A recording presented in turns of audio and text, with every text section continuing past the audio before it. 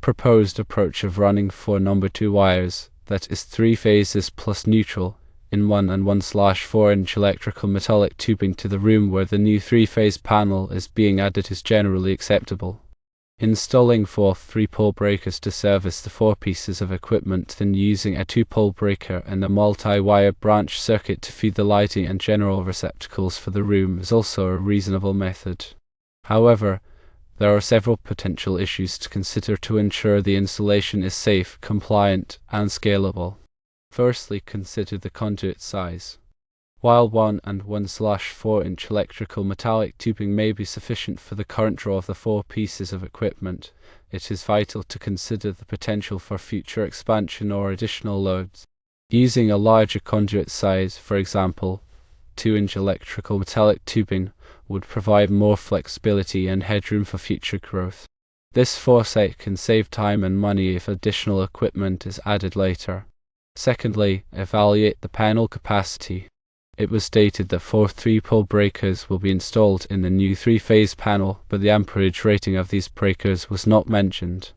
It is crucial to ensure that the panel has sufficient capacity to handle the total load of the 4 pieces of equipment. Calculate the total current draw of each piece of equipment and ensure that the panel's main breaker and individual breakers have adequate ratings. Refer to the National Electrical Code, or NEC, Table 310.15b16 for ampacity of conductors. A panel's voltage rating should also match the system voltage. Thirdly, address grounding properly. A 4-wire system, 3 phases plus neutral, was mentioned, but not how grounding will be handled. In a 3-phase system, it is common to use a separate grounding conductor, typically bare copper, in addition to the neutral conductor. This grounding conductor provides a low impedance path for fault currents to return to the source, which helps to trip the circuit breaker and protect equipment and personnel. The size of the grounding conductor should be determined according to the NEC Table 250.122, based on the size of the ungrounded conductors. The grounding electrode system should comply with NEC Article 250 Part C and could include a ground rod, metal water pipe, or concrete encased electrode. Fourthly, assess neutral current in the multi-wire branch circuit or MWBC used to feed lighting and receptacles. It is important to ensure that the neutral conductor is properly sized to handle the combined current from both circuits. This is especially important if the lighting and receptacles are on different phases, as the neutral current can be significantly higher than the current on each phase. The neutral conductor carries the unbalanced current between the 2 hot legs. If the loads on each hot leg are equal, the neutral current is 0. However, if the loads are unequal, the neutral current will be the difference between the two. To properly size the neutral conductor, calculate the maximum possible unbalanced load and select a conductor size that is rated for the current. Refer to NEC Section 220.61 for neutral conductor load calculations. Consider voltage drop. When running conductors over a long distance, voltage drop can become a concern. Voltage drop is the reduction in voltage that occurs as electricity flows through a conductor.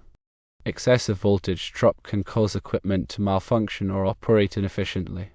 To minimize voltage drop, use larger conductors or run multiple conductors in parallel.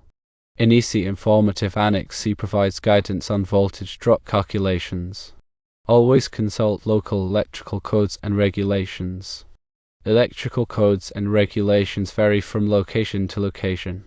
It is important to consult the local electrical codes and regulations to ensure that the installation complies with all applicable requirements. The NEC is a widely adopted standard, but local amendments may exist. Obtain all necessary permits and inspections. Before starting any electrical work, obtain all necessary permits and inspections from the local authorities. This will help to ensure that the installation is safe and compliant. Inspections are typically required at various stages of the project, such as after the wiring is installed but before it is covered up, and after the final connections are made. Document the installation. Keep detailed records of the installation, including wiring diagrams, equipment specifications, and inspection reports. This documentation will be helpful for future maintenance and troubleshooting.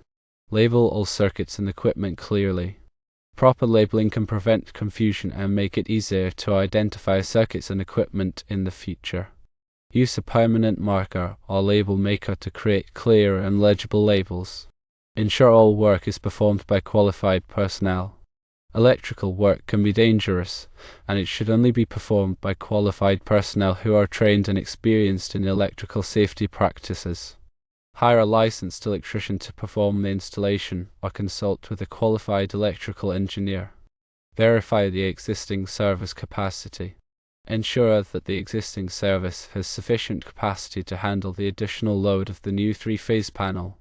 Check the rating of the main service disconnect and the size of the service entrance conductors. If the existing service is not adequate, it may need to be upgraded. Balance the load across all three phases. When connecting equipment to the three-phase panel, try to balance the load across all three phases as much as possible.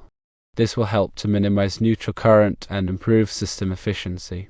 Use a clamp-on ammeter to measure the current on each phase and adjust the load accordingly. Consider the available fault current. Determine the available fault current at the location where the new panel will be installed.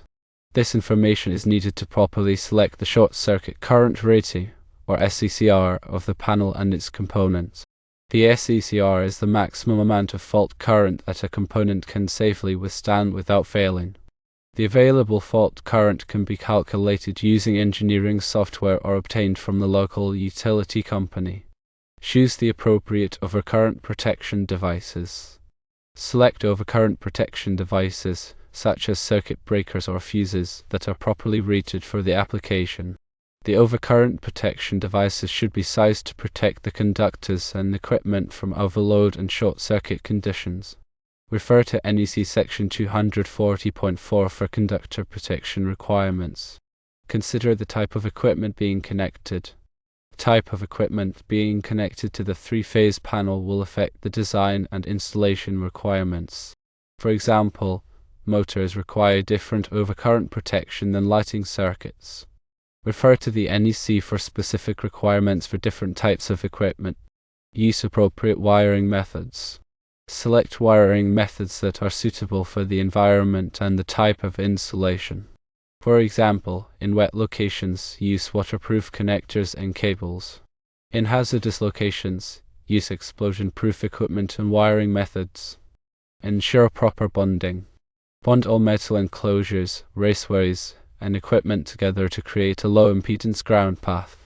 This helps to minimize the risk of electric shock and provides a path for fault current to return to the source. Refer to NEC Article 250, Part D for bonding requirements. Use the correct torque specifications. When tightening connections, use the torque specifications recommended by the manufacturer. Over-tightening or under-tightening connections can lead to loose connections, overheating, and equipment failure. Use a calibrated torque wrench to ensure that connections are properly tightened. Conduct a thorough inspection. After the installation is complete, conduct a thorough inspection to ensure that all work has been performed correctly and that the installation complies with all applicable codes and regulations. Check all connections, wiring, and equipment for any signs of damage or defects.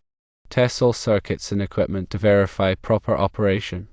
Overall, your proposed approach is reasonable, but it is always good practice to consider any potential issues before implementing it. Considering potential problems, planning for expansion, and using qualified individuals ensures the project will go well. It is possible that a suggestion was given to think more deeply about these details, or that there may be specific requirements for the particular project that were not yet considered. Remember to check the NEC for proper installation guidelines.